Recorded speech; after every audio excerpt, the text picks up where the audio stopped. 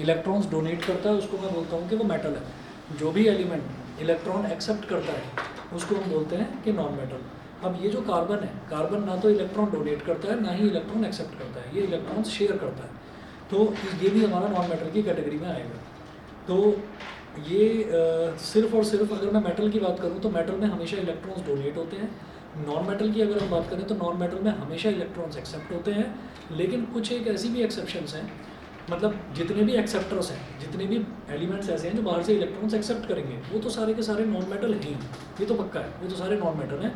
लेकिन कुछ एलिमेंट्स ऐसे हैं जो शेयर करते हैं इलेक्ट्रॉन्स को, उनको भी हम नॉन मेटल बोल देते हैं। तो कार्बन जो है वो एक एलिमेंट है, पहली चीज़। दूसरा, इसका जो सिंबल है वो सी है, वो उनको पता है। और तीसरा कि ये एक नॉन मेटल है। चौथा पॉइंट देखिए, all the living things, plants and animals are made up of carbon based compounds which are called organic compounds. तो जितनी भी लिविंग थिंग्स हैं जितनी भी लिविंग थिंग्स हैं, प्लांट्स हैं, एनिमल्स हैं, they are made up of carbon based compounds. वो कार्बन से बने हुए कंपाउंड्स पर ही बेस करते हैं, चाहे आपका कोई प्लांट हो, चाहे कोई एनिमल हो, इंक्लूडिंग अस, हम ह्यूमन बींग्स जो हैं, हम भी सारे के सारे मैक्सिमम जो हमारी बॉडी के पार्ट्स हैं वो सब कार्बन से ही बने हुए हैं। We can test the presence of carbon in a material on the basis of the fact that carbon and its compounds burn in air to give carbon dioxide gas which turns lime water milky।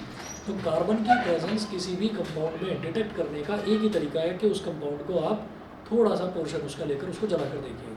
अगर उसको जलाने पर कोई gas produce होती है और वो हो गया, कोई गैस प्रोड्यूस होती है, आ दो, कोई गैस प्रोड्यूस होती है, हाँ, कोई गैस प्रोड्यूस होती है और वो जो गैस है वो गैस लाइम वाटर को मिल्की कन्वर्ट कर देती है, मतलब मिल्की कलर में कन्वर्ट कर देती है, तो हम ये कहेंगे कि वो जो गैस है वो कार्बन डाइऑक्साइड गैस है। उसके बाद देखिएगा, carbon always forms covalent bonds. तो कार्बन हमेशा कोवलेंट बॉन्ड बनाएगा। देखिए, atomic number of carbon is 6, so it's electronic configuration is 2,4। जब मैं कार्बन की बात करूँगा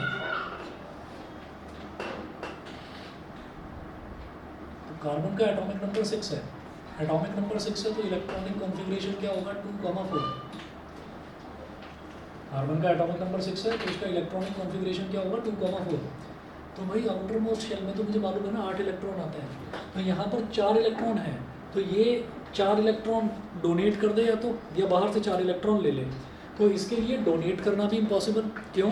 क्योंकि बाहर अगर 4 इलेक्ट्रॉन्स हैं तो क्या वो इन 4 को खींच पाएंगे? ये कहेंगे नहीं खींच पाएंगे। रीज़न क्या है कि जितनी इन 4 इलेक्ट्रॉन्स में एनर्जी है उतनी उनमें एनर्जी है। तो ये तो एक तरह से टग ऑफ वॉर के गेम की तरह हो गया, जो गेम टाई हो जाएगा। इसी तरीके से ना इनके बस की बात है कि ये बाहर से 4 इलेक्ट्रॉन्स को एक्सेप्ट कर लें, तो होता क्या है कि ये एक मिडवे निकाल लेते हैं, बीच का रास्ता निकाल लेते हैं कि भाई ना तो हम डोनेट करने की पोजीशन में हैं ना ही हम एक्सेप्ट करने की पोजीशन में हैं, तो हम क्या करेंगे, हम शेयरिंग कर लेंगे, 4-4 इलेक्ट्रॉन की शेयरिंग हो जाएगी। तो इसमें ऐसा होता है कि कार्बन हमेशा कोवलेंट बॉन्ड बनाता है, जहाँ पर भी इलेक्ट्रॉन्स की शेयरिंग होगी वहाँ पर कोवलेंट बॉन्ड बनेगा। कैसे? ये जो आउटर मोस्ट शेल में 4 इलेक्ट्रॉन्स हैं इनको कैसे लिखा जाएगा, C1 2 3 और 4, ठीक है। आउटर मोस्ट शेल में 4 इलेक्ट्रॉन्स हैं, तो आउटर मोस्ट शेल में जो इलेक्ट्रॉन्स होते हैं उनको बाहर में डॉट बनाकर ऐसे लिख दिया जाता है। पहली चीज़ तो ये। अब ये कोवलेंट बॉन्ड कैसे बनाएगा? अगर मान लीजिए हमने कहा कि हाइड्रोजन है, तो हाइड्रोजन का जो एटॉमिक नंबर है वो 1 होता है, 1 होता है तो उसका इलेक्ट्रॉनिक कॉन्फ़िगरेशन भी 1, एक ही इलेक्ट्रॉन है इसमें। अब ये बेचारा अगर उस एक इलेक्ट्रॉन को डोनेट कर दे, अगर ये डोनेट कर दे तो ये तो ख़त्म हो गया, इसके पास तो कुछ बचा ही नहीं, ठीक है ना। इसका तो कोई शेल ही नहीं बचा, एक ही शेल है, उसमें एक ही इलेक्ट्रॉन है, तो इसके पास तो कुछ बचा नहीं। अच्छा, अब अगर ये बाहर से एक्सेप्ट करे तो कैसे करे? एक ही इलेक्ट्रॉन है, क्या इस एक इलेक्ट्रॉन के बस की बात है कि ये एक इलेक्ट्रॉन को खींच ले? ये खींच भी नहीं पाएगा। लेकिन ये ऐसा एक्सेप्शनल बिहेवियर है इसका, कभी कभी ये डोनेट भी करता है, कभी कभी ये एक्सेप्ट भी करता है, ठीक है। लेकिन ज़्यादातर केसेस में जो हाइड्रोजन है, हाइड्रोजन भी कोवलेंट बॉन्ड बनाता है। कोवलेंट का मतलब शेयरिंग, मतलब इसको एक ही इलेक्ट्रॉन है इसके पास, तो एक डॉट लगा दो बाहर। कार्बन का पहला शेल पूरा ऑक्यूपाइड है, 2 आते हैं पहले शेल में, दूसरे शेल में 4 आते हैं, ठीक है। तो जो आउटर मोस्ट शेल है उसके इलेक्ट्रॉन्स को डॉट बनाकर रिप्रेजेंट करते हैं हम ऐसे। मैंने कहा ये हाइड्रोजन है, ये कार्बन का 1 2 3 और 4, ये हाइड्रोजन है। एक हाइड्रोजन यहाँ पर आया अपना एक इलेक्ट्रॉन लेकर, इसके पास आ गया कार्बन की इस वाले ऊपर वाले जो इलेक्ट्रॉन्स हैं इसके साथ इसने टाई अप कर लिया, इसने इसके साथ में कोवलेंट बॉन्ड बना लिया। मतलब इसने ये बोला कि भाई ये जो पेयर बन रहा है ना यहाँ पर, ये जो इलेक्ट्रॉन है ये इलेक्ट्रॉन मैंने भी अपना रख दिया, ये इलेक्ट्रॉन आप भी अपना रख दो, ये जो दो इलेक्ट्रॉन्स हैं इस पर हमारा दोनों का बराबर का हक है। मतलब कि ये जो दो इलेक्ट्रॉन है ये हाइड्रोजन के भी हैं तो हाइड्रोजन तो सेटिस्फाई, हाइड्रोजन का दो इलेक्ट्रॉन हो गए तो पहली शर्त में दो इलेक्ट्रॉन चाहिए होते हैं, हाइड्रोजन सेटिस्फाई। ये वाला कार्बन इधर से तो सेटिस्फाई हो गया, मतलब कार्बन के टोटल कितने इलेक्ट्रॉन हो गए, ये दो इलेक्ट्रॉन कार्बन की भी हाइड्रोजन की भी, तो कार्बन कहेगा कि हाँ मेरे भी तो है ना ये, तो 1 2 2 तो ये 3 4 5, तो कहेगा भाई मुझे 8 बनाने हैं, ठीक है।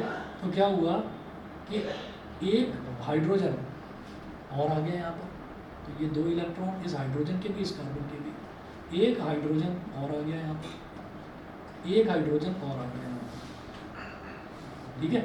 तो अब क्या हुआ, ये 1 2 3 4 चारों हाइड्रोजन सेटिस्फाई, चारों हाइड्रोजन कह रहे हैं, ये हाइड्रोजन कह रहा है भाई मेरे भी दो इलेक्ट्रॉन है भी सेटिस्फाई, इस हाइड्रोजन के भी दो, इस हाइड्रोजन चारों के दो दो दो दो इलेक्ट्रॉन्स हो गए सेटिस्फाई हो गए। और अगर कार्बन की बात करें तो कार्बन के कितने हो गए, 1 2 3 4 5 6 7 8, कार्बन के आउटरमोस्ट शेल में 8 इलेक्ट्रॉन हो गए। तो शेयरिंग करने का यानी कि कोवलेंट बॉन्ड बनाने का ये फ़ायदा हो गया, फिर कार्बन भी खुश, वो भी सेटिस्फाई और हाइड्रोजन भी सेटिस्फाई, ठीक है ना।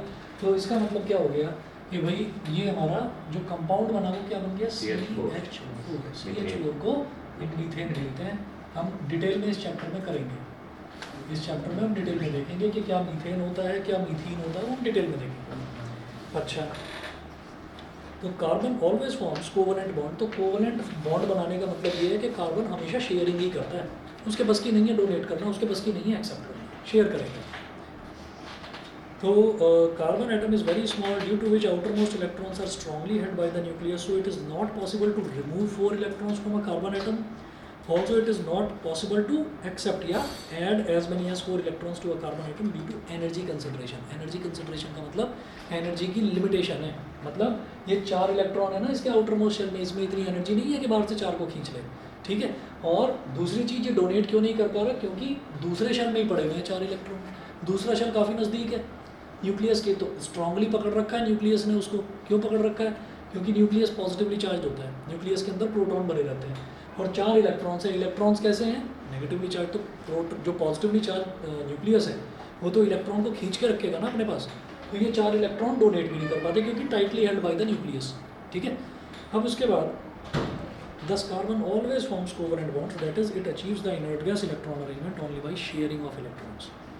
हम स्टेबिलिटी को हम स्टेबिलिटी को बोलते हैं achieving the nearest inert gas configuration, या टू अचीव स्टेबिलिटी ये भी कह सकते हैं।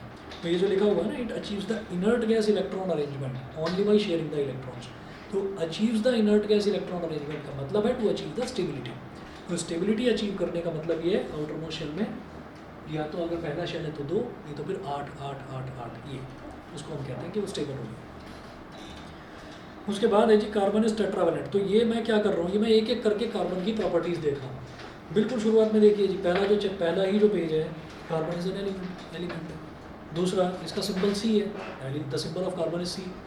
तीसरा it is a non metal है। चौथा जितनी भी लिविंग थिंग्स हैं, प्लांट्स हैं, एनिमल्स हैं, सब कुछ कार्बन के बने हुए हैं।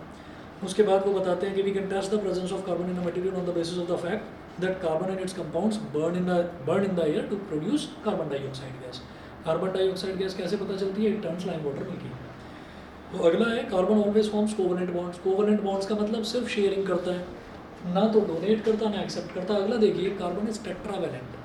Carbon is tetravalent. टेट्रावेलेंट का मतलब क्या है, आउटर मोस्ट शेल में कितने इलेक्ट्रॉन्स है, 4 है ना, तो वैलेंस इलेक्ट्रॉन्स कितने हो गए, 4 हो गए, तो टेट्रावेलेंट। टेट्रा का मतलब 4।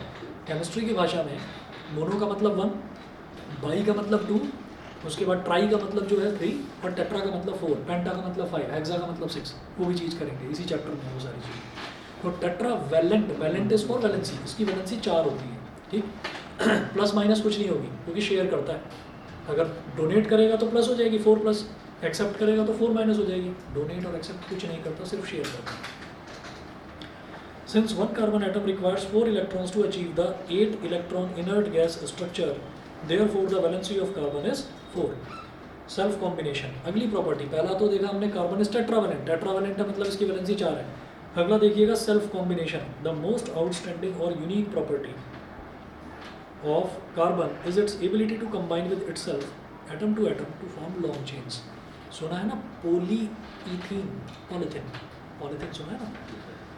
तो पॉलीथिन की आप कितनी भी बड़ी से बड़ी चेन बना सकते हैं। आपने देखा भी होगा बड़े से बड़े रोल्स आते हैं पॉलीथिन के, और पॉलीथिन को आप जोर लगाओ अगर बहुत कमज़ोर क्वालिटी की है तो टूट जाएगी, लेकिन जनरली टूटती भी नहीं है, बहुत मजबूत होती है। तो कार्बन की हमने माना कि एटमॉस्फेयर के लिए, नेचर के लिए होती है अच्छी नहीं है। क्यों?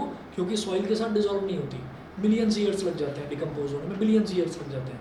तो एटमॉस्फेयर के लिए तो अच्छी नहीं है, सॉइल के लिए ख़राब चीज़ है, लेकिन बहुत सारी चीज़ें ऐसी हैं जहाँ पर पॉलीथिन के बिना काम ही नहीं चलता है, ठीक है ना, वहाँ पर ज़रूरत भी है। फॉर एग्जांपल आप ये सोचिए कि अगर कोई मरीज़ है वो मरने की हालत में है बिल्कुल, तो कोई ग्लास का जो पाइप है वो तो इंसर्ट नहीं करेगा ना, ठीक है ना।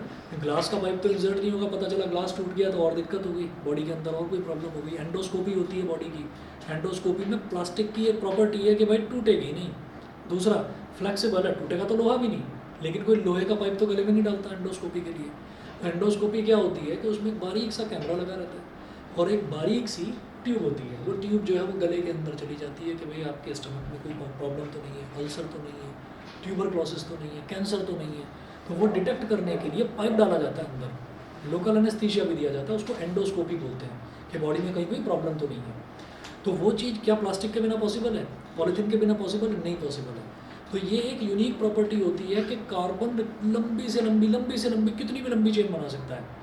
लोहा बहुत देर तक होल्ड नहीं कर सकता लंबी से लंबी चेन को, इसीलिए नहीं तो ट्रेन का एक ही कोच हो, शुरू से लेकर आखिर तक एक ही कोच हो, ट्रेन के अलग अलग जो वैगन हैं अलग अलग डब्बे नहीं होते, क्योंकि लोहे की भी एक जो है वो भी उसकी भी एक जो है मॉडुलस होता है, एक स्ट्रेंथ होती है कि यहाँ तक वो झेल सकता है। तो एक यूनिक प्रॉपर्टी है कार्बन की ही होती है कि सेल्फ कॉम्बिनेशन, इसको कहते हैं कैटेनेशन। यहाँ लिख रहा हूँ मैं, लिखा हुआ नोट्स में, अभी बताता हूँ आपको। कैटेनेशन कि कार्बन खुद के साथ जुड़ता रहता है। मैंने बोला क्लोरीन, तो हमने हमेशा पढ़ा है क्लोरीन में, क्लोरीन को सीधा Cl नहीं लिखा रहेगा, क्लोरीन के साथ रिएक्शन होगा Cl2, ऑक्सीजन के साथ रिएक्शन होगा O2, हाइड्रोजन के साथ होगा H2, because they exist in diatomic state. Oxygen 2 ही बार जुड़ेगा अपने साथ, एक बार जुड़ गया चलो O और O, तो O2 बन गया ना। हाइड्रोजन एक हाइड्रोजन एटम के साथ जुड़ा तो H और H, H2 हो गया ना। ये जो कार्बन है, कार्बन हजारों एटम जुड़ जाते हैं, हजारों लाखों करोड़ों एटम जुड़ जाते हैं कार्बन के, ये अकेली प्रॉपर्टी कार्बन में ही है, ठीक है। चलिए जी, उसके बाद देखते हैं कि ये एक यूनिक प्रॉपर्टी है। Unique property of carbon is its ability, page number 2 करूँ बिल्कुल सबसे ऊपर, is its ability to combine with itself atom to form long chains. For example octane C8H18, C8H18 octane बोलते हैं इसको, बहुत इंपॉर्टेंट कॉन्स्टिट्यूएंट है पेट्रोल का, ठीक है। कई बार देखा होगा पेट्रोल पंप्स पर बड़े बड़े वो महेंद्र सिंह धोनी के वो ऐड लगे रहते हैं, extra premium petrol with high octane value लिखा रहता है वहाँ पर, high octane value which boost the performance of your engine, वो लिखा रहता है, तो इसको ऑक्टेन बोलते हैं। तो इसमें भी देखिए कार्बन कितनी बार जुड़ा, 8 बार जुड़ा, हाइड्रोजन 18 लेकर जोड़ दिए इसने अपने साथ में, तो कैसे जोड़ेंगे वो हम बताएंगे बाद में। उसके बाद देखिए octane, one of the constituents of petrol, has a chain of 8 carbon atoms, and some of the organic compounds like starch and cellulose contain chains of hundreds of carbon atoms. Cellulose body के अंदर होता है, body के अंदर होता है cellulose, तो उसमें कितने कंपाउंड्स जुड़े रहते हैं, मतलब कितने जो एटम है कार्बन के जुड़े होते हैं, हंड्रेड्स थाउजेंड्स ऑफ एटम्स जुड़े रहते हैं कार्बन के। कभी तो सोचा होगा ना, हमारे जो बॉडी के अंदर नसें हैं, वेन्स हैं, किस चीज़ की बनी हुई है, कार्बन, ठीक है। हम बोल देते हैं कि कौन सा मटीरियल है, ऑर्गेनिक मटीरियल है। तो ये जो हम पढ़ रहे हैं ना कार्बन एंड इट्स कंपाउंड्स, ये एक सब्जेक्ट है अलग, ये एक सब्जेक्ट है अलग, कार्बन एक चैप्टर नहीं है, एक सब्जेक्ट है अलग, ये आपको पता चलेगा 12th क्लास में। 11th में आप लोग पढ़ेंगे इनऑर्गेनिक केमिस्ट्री और फिजिकल केमिस्ट्री, और 12th में 70% है ऑर्गेनिक केमिस्ट्री। ऑर्गेनिक केमिस्ट्री में कार्बन और हाइड्रोजन ही है बस। तो अगर कोई भी कंपाउंड कार्बन और हाइड्रोजन से मिलकर बना है तो हम उसको बोलेंगे hydrocarbon. Hydrocarbon is called organic compounds. कोई भी compound, for example glucose, glucose hydrocarbon है। ग्लूकोज का ये फॉर्मूला होता है C6H12O6। तो क्या जुड़ा हुआ है, कार्बन है, हाइड्रोजन, उसके साथ ऑक्सीजन आ गया, that is a different thing, पर कार्बन हाइड्रोजन उसके मेन कॉन्स्टिट्यूएंट हैं। ये ऑर्गेनिक कंपाउंड है। ऑर्गेनिक कंपाउंड का मतलब ये है आपने ग्लूकोज लिया, ग्लूकोज को अपनी स्किन पर आपने रगड़ दिया, स्किन एब्जॉर्ब कर लेगी ग्लूकोज को, ठीक है ना। क्यों? क्योंकि स्किन जो है, स्किन खुद ऑर्गेनिक मटेरियल है, तो ऑर्गेनिक मटेरियल के साथ जुड़ जाएगा। और कोई चीज़ अगर आप बॉडी पर रगड़ेंगे तो वो नहीं जुड़ेगी, वो अगर ऑर्गेनिक कंपाउंड है वो जुड़ जाएगा, ठीक है। उसके बाद देखिएगा, the formation of strong bonds by carbon atoms among themselves and with other elements makes the carbon compounds exceptionally stable, इसको बहुत स्टेबल बनाता है। और इसी वजह से आप देखते होंगे पीवीसी पाइप्स पहले 10 साल 20 साल 25 साल के बाद में रेनोवेट करानी पड़ती थी बिल्डिंग। क्यों करानी पड़ती थी?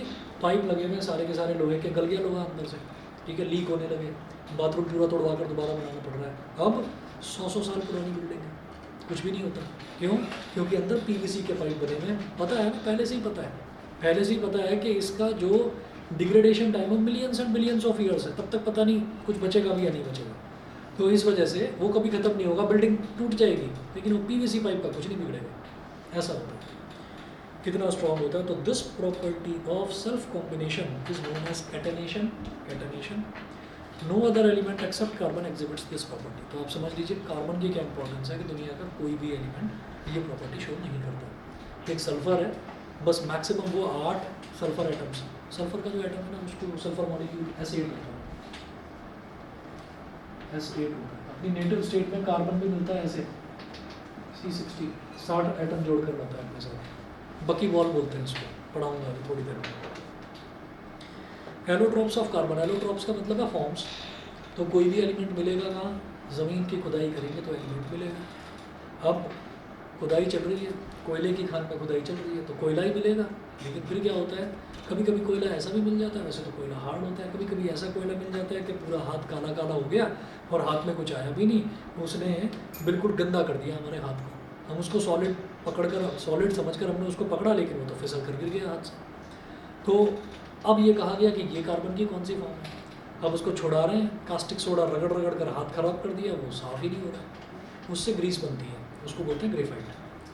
फिर कोयले की खान में और खुदाई करी तो पता चला कि एक इतना स्ट्रॉन्ग मटेरियल मिल गया, इतना स्ट्रॉन्ग मिल गया कि भाई साहब की चमक ऐसी है कि अंधेरे में रोशनी कर दे, ठीक है, और वो टूटता ही नहीं है, उसको बोलते हैं डायमंड, ठीक है। तो कार्बन 2 अलग अलग फॉर्म्स में मिलता है, एक तो ग्रेफाइट की फॉर्म में और एक मिलेगा डायमंड की फॉर्म में। एक तीसरी फॉर्म है जो रेयर है, उसको बोलते हैं बकमिंस्टर, BUC के buck, MINSTER minster, fullerene FULLEREE, Buckminster fullerene short में, इसको बकी बॉल भी बोल देते हैं, क्योंकि इसका स्ट्रक्चर एक फुटबॉल के जैसा होता है। अब वो जो फुटबॉल जैसा स्ट्रक्चर है, फुटबॉल अगर कभी नोटिस करा हो तो फुटबॉल का अलग तरीके का एक स्ट्रक्चर होता है। वैसे तो डिज़ाइनर फुटबॉल न जाने कितने कितने तरीके की आने लगी है, लेकिन ओरिजिनली जो सबसे पहले फुटबॉल बनी थी वो कैसे बनी थी? रेगुलर पेंटागन और रेगुलर हेक्सागन यूज़ करा गया था। पेंटागन क्या होता है? जिसकी 5 साइड होती है।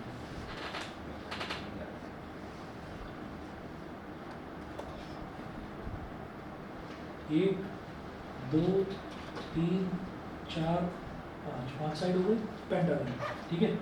उसके बाद 1, 2, 3, 4, 5 और 6, तो ये हेक्सागन बन गया।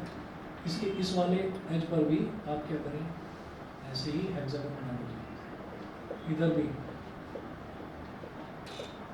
हेक्सागन, इधर भी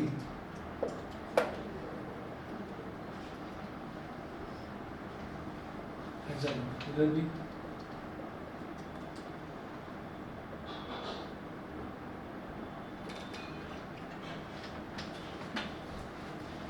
ठीक है। तो इस तरीके से अगर हम सिलते चले जाते हैं, रेगुलर का मतलब क्या है कि जैसे ये बन रही है ना, साइड थोड़ी सी बड़ी बन रही है, ये मुझसे गलत बना है। साइड्स जो है वो सारी इक्वल बननी चाहिए, बीच में पेंटागन होगा तो उसकी 5 साइड पर हेक्सागन चिपके हुए होंगे, फिर एक पेंटागन लगेगा, फिर 5 साइड पर हेक्सागन लगेंगे। अगर रेगुलर साइज़ का बनाएंगे तो वो वापस चिपक जाएगा, इस तरीके से बॉल बन जाएगी, ठीक है। और उसके अंदर कार्बन के 60 एटम होते हैं, 60 एटम्स होते हैं। तो ये जो C60 मैंने लिखा है, ये बकी बॉल का ही फॉर्मूला है, बकमिंस्टर फुलरीन का। चलिए जी, अब देखिएगा कि डायमंड हो गया, ग्रेफाइट हो गया, बकमिंस्टर फुलरिन। पहला सबसे पहले देखिए, पहला एलोट्रॉप। एलोट्रॉप का मतलब है फॉर्म, कि कार्बन मुझे किस फॉर्म में मिलेगा।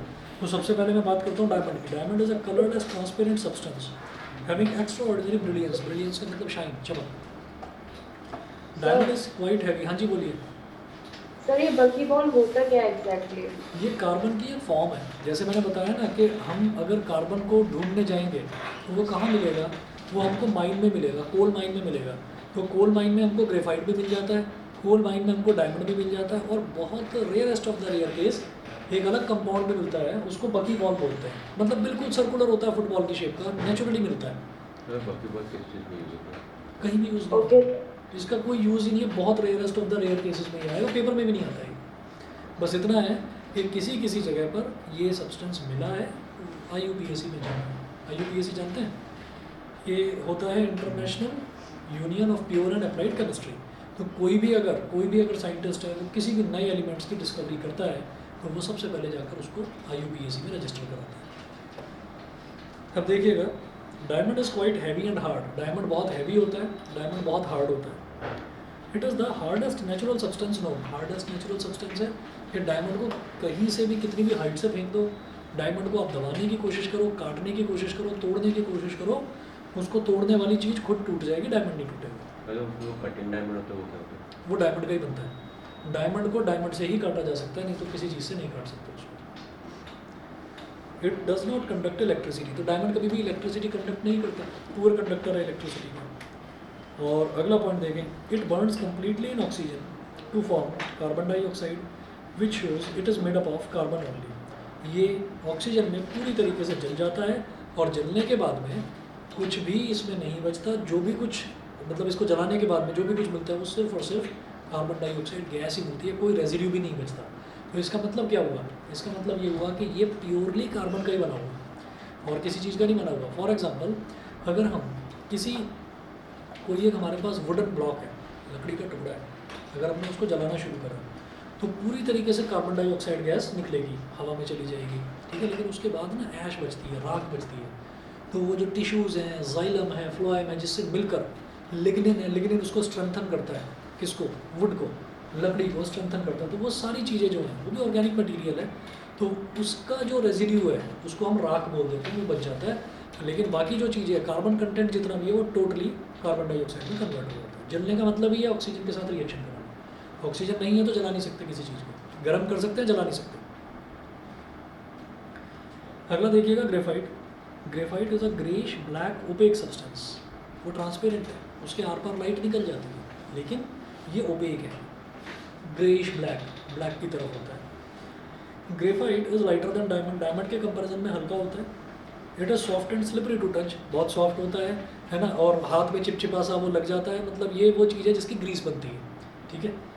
उसके बाद है, it conducts electricity. Electricity conduct ये करता है।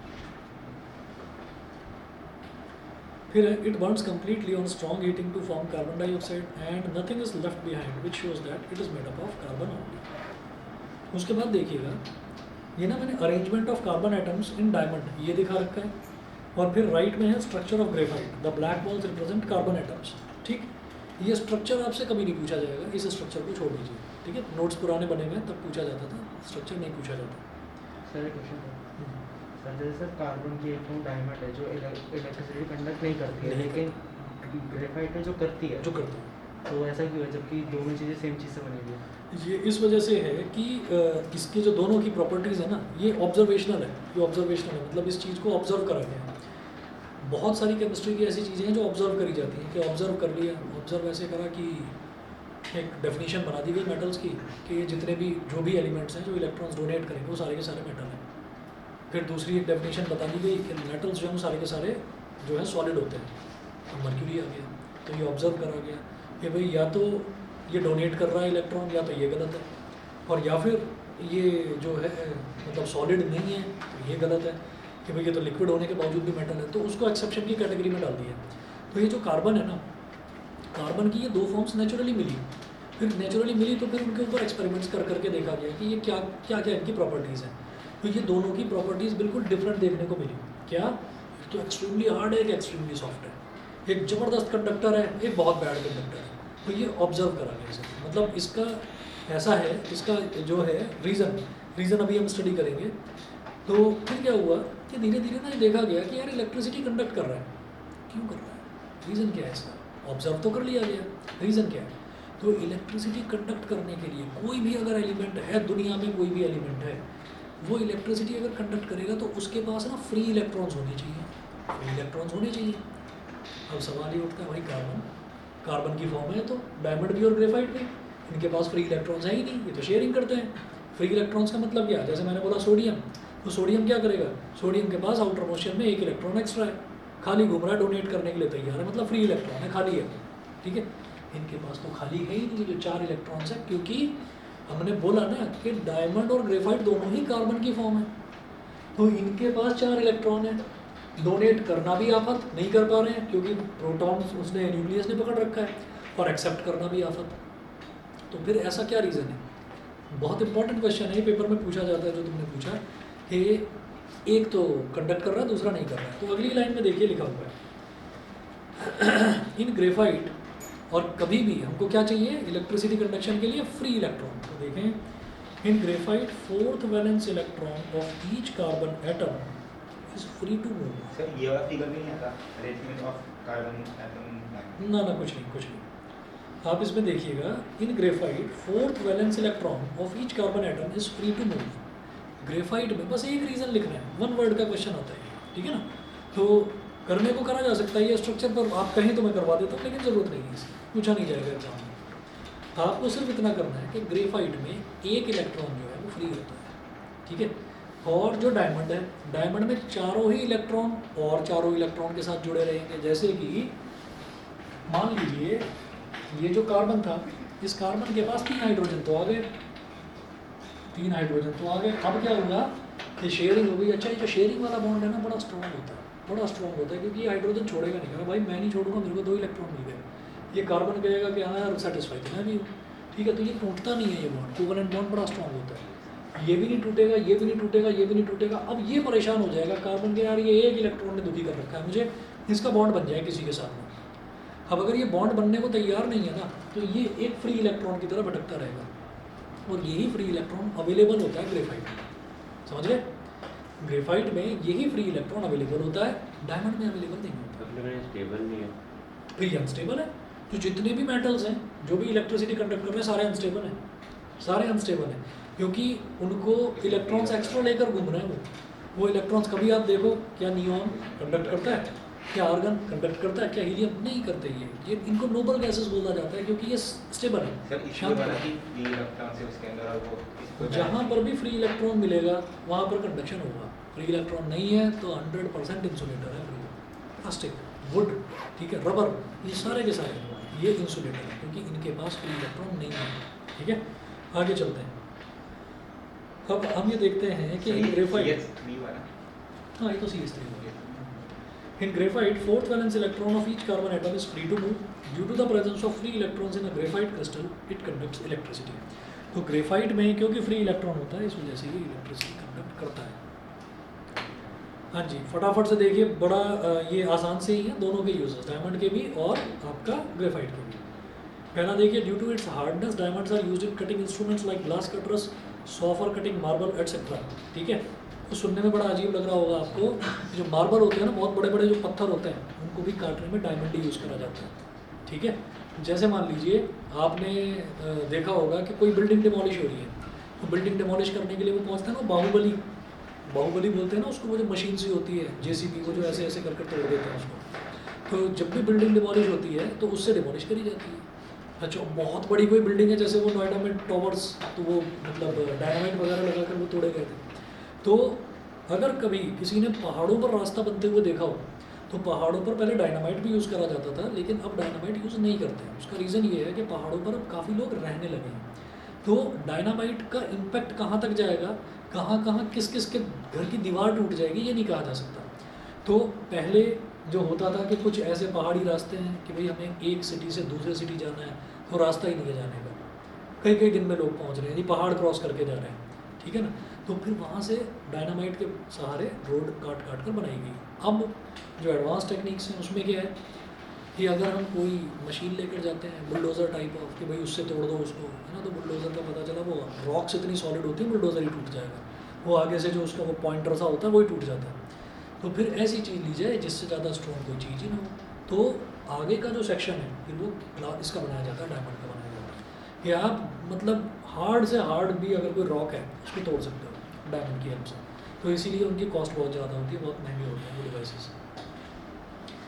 उसके बाद है diamonds are used for making jewellery due to their extraordinary lustre. उनकी जो एक्स्ट्रा ऑर्डिनरी चमक है उसको ज्वेलरी बनाने में यूज़ करा जाता है, ये पता ही है सबको। और इतना टाइम के अंदर मिक्सिंग कर सकते हैं।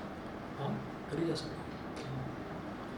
Sharp edged diamonds are used by eye surgeons as a tool to remove cataract from eyes with a great precision. मान लीजिए प्यूपिल है, प्यूपिल के ऊपर एक मेम्ब्रेन जम गया है, टिश्यूज़ का एक मेम्ब्रेन जम गया है जिसको आपने सुना होगा कैटरेक्ट बोल देते हैं, मोतियाबिंद बोल देते हैं। तो उसको ना बड़े प्रिसीशन के साथ, मतलब बड़ी सफाई के साथ में उसको प्लकर से खींच कर, बहुत छोटा सा ऑपरेशन होता है, उसको प्लकर से खींच कर डॉक्टर निकाल देता है।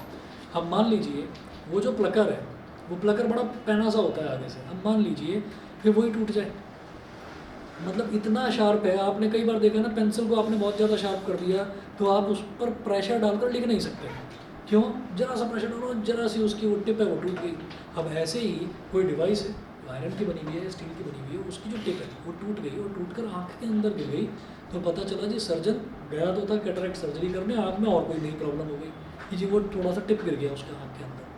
तो फिर ऐसी चीज़ मतलब जो है उससे वो बनाया जाए उनके इंस्ट्रूमेंट जो कि टूटे ही नहीं, तो डायमंड से बनाया जाता है। डायमंड का वो डिवाइस होता है छोटा सा बारीक सा, उससे वो खींच कर निकाल देते हैं। थोड़ा बहुत ब्लड लॉस होता है, उसके ऊपर पट्टी लगा देते हैं, 2-4 दिन में ब्लैक चश्मा लगाकर आपने देखा होगा, काफ़ी बुजुर्ग लोग होते हैं जो ब्लैक चश्मा लगाकर घूमते हैं, उनकी यही कैटरेक्ट सर्जरी होती है। हाँ जी, ग्रेफाइट का यूज़ देखिए due to its softness powdered graphite is use as a lubricant for the fast moving parts of machinery. तो मशीनरी के जो फास्ट मूविंग पार्ट्स हैं उसमें वो यूज़ करा जाता है क्योंकि वो सॉफ्ट बहुत होता है, तो वो आराम से ल्यूब्रिकेंट का काम करता है, ग्रीस। सेकंड देखिए, it is use for making carbon electrodes of graphite. तो ये इलेक्ट्रोड्स बनाने की भी काम आता है क्योंकि अच्छा कंडक्टर है इलेक्ट्रिसिटी का। In dry cells and electric arcs as it is a good conductor. Dry cells मतलब ये जो बैटरी होती है ना, ड्यूरासेल की या वर्रेडी की, वो बैटरी ड्राई सेल्स बोलते हैं उसको। उसके बाद देखिए, graphite is use for making the course of our pencils called pencil leads and black paints. तो जो हमारी पेंसिल होती है उस पेंसिल में भी ग्रेफाइट में लेड को मिक्स करके और फिर उसको बीच में से खोखला होता है, वो वुडन सिलेंडर होता है, खोखला होता है बारीक सा, उसके अंदर उसको भर दिया जाता है और वो पेंसिल लिखने के काम करती है। अगला देखिए जी, Buckminster fullerene. Buckminster fullerene is an allotrope of carbon containing clusters of 60 carbon atoms joined together for m spherical molecules. Since there are 60 carbon atoms in a molecule of Buckminster fullerene, so its formula is C60. It is a football-shaped spherical molecule in which 60 carbon atoms are arranged in interlocking hexagonal and pentagonal rings of carbon atoms. उसके बाद इसकी 3 properties हैं, ये याद रख लेना अगर कभी पूछा गया तो, नहीं तो पूछा नहीं जाता है, ठीक है ना, क्योंकि रेयरली फाउंड है। जैसे आपने बताया कि इसको यूज़ नहीं करते, तो यूज़ इस वजह से नहीं करते क्योंकि अवेलेबल ही नहीं, जो चीज़ है ही नहीं उसको यूज़ कहाँ से करें। सही है, मतलब यूज़ करने में नाकाम है या इसकी प्रॉपर्टी ऐसी है ना, जैसे मान लीजिए हमको पता है कि डायमंड की प्रॉपर्टी है एक्सट्रीमली हार्ड सब्सटेंस है, टूटेगा नहीं, ठीक है। इसकी प्रॉपर्टी ऐसी है कि कभी तो टूट जाता है, कभी टूटता नहीं, तो मतलब इसके बारे में कुछ कहा ही नहीं जा सकता, सर तो उसको लैब में नहीं बना सकते? नहीं बनाया जा सकता। ये नेचुरली मतलब फाइंडिंग वाला सब्सटेंस है। कार्बन भी लैब में नहीं बनाया जा सकता, ग्रेफाइट भी नहीं बनाया जा सकता, ये उन चीज़ों में से होगी चीज़ है, ठीक है ना। फिर देखिएगा, an important physical property in which 3 allotropes of carbon differ in their hardness. तो एक प्रॉपर्टी देखिए, जैसे डायमंड है it is extremely hard, second है ग्रेफाइट इज सॉफ्ट, और थर्ड है Buckminster fullerene is neither very hard not very soft, ना तो हार्ड होता ना सॉफ्ट होता, रेयरली फाउंड है, इस वजह से प्रैक्टिकल नहीं है ये एलिमेंट, इस वजह से इसके बारे में कुछ पूछा नहीं जाता, ठीक है। हाँ, इतना जरूर है कि आपका प्रैक्टिकल होगा, कार्बन का कोई क्वेश्चन पूछ लिया तो आप बोलेंगे कि एक रेयरली फाउंड एलोट्रोप होता है बकमिंस्टर फुलरीन, तो टीचर को लगेगा कि हाँ बच्चे ने पढ़ाई करी है। डायमंड ग्रेफाइट तो दुनिया बता देती है, ठीक है ना। इतना करिए जी, फिर इसके क्वेश्चंस कल देखता हूँ मैं अभी अगले 2-3 दिन ना साइंस करवाने वाला हूँ, ठीक है। हाँ, कल भी साइंस कर लेंगे। तो और जैसा भी मतलब हम देखेंगे ना कि जैसे मेटल नॉन मेटल है, मैं मेटल नॉन मेटल उस ग्रुप में करा रहा हूँ 3:30 बजे वाले, तो अगर किसी को लगता है कि मेटल नॉन मेटल रिवाइज करना है तो वो वहाँ पर ऑनलाइन अटेंड कर सकता है या आना चाहे तो आ सकता है। और कार्बन एंड इट्स कंपाउंड्स अभी मैंने दूसरे ग्रुप में कराया नहीं है, यहाँ पर मैं करा रहा हूँ। जिसको अर्जेंटली करना है वो कर ले, नहीं तो वहाँ पर भी होगा, बाद में वहाँ पर भी होगा। ठीक है, चलिए जी, ओके। और भाई प्लीज़ शांति से आइए आप लोग और शांति से आइए।